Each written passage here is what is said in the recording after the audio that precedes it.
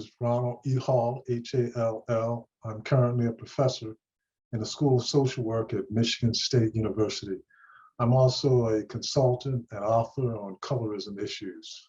Why does your research matter and why do you study it? Well, I grew up a child of the 60s and I saw and heard about a lot of racism, and I wasn't precocious in any way, so I didn't understand as a kid how to connect that to my life directly. But by the time I started college in the 70s, I wanted to approach racism from a different perspective.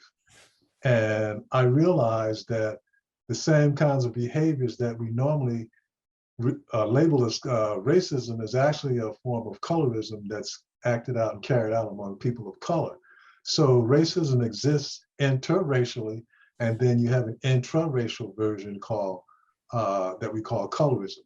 And because it's a taboo subject, all people of color are aware of this issue, but I guess for fear of being embarrassed, we just don't discuss it publicly. And I decided to change that. What's something about your research that people would be surprised by? I think one of the things that would surprise people, and it certainly surprised me, and maybe it's because I'm a little naive, but as I indicated earlier, I decided to begin traveling the world to study this topic. And actually, I thought that Africa would be the one place, Black Africa would be the one place where colorism didn't exist.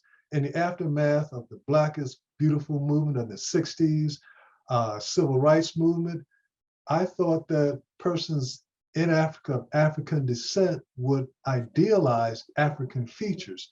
But in fact, having been there, particularly when I visited South Africa, this is a product of colonization.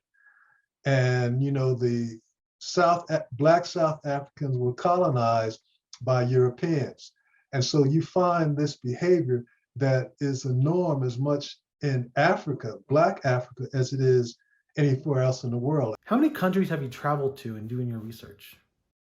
Oh, off the top of my head, I'd probably say 25 or 30 over 10 or 15 years.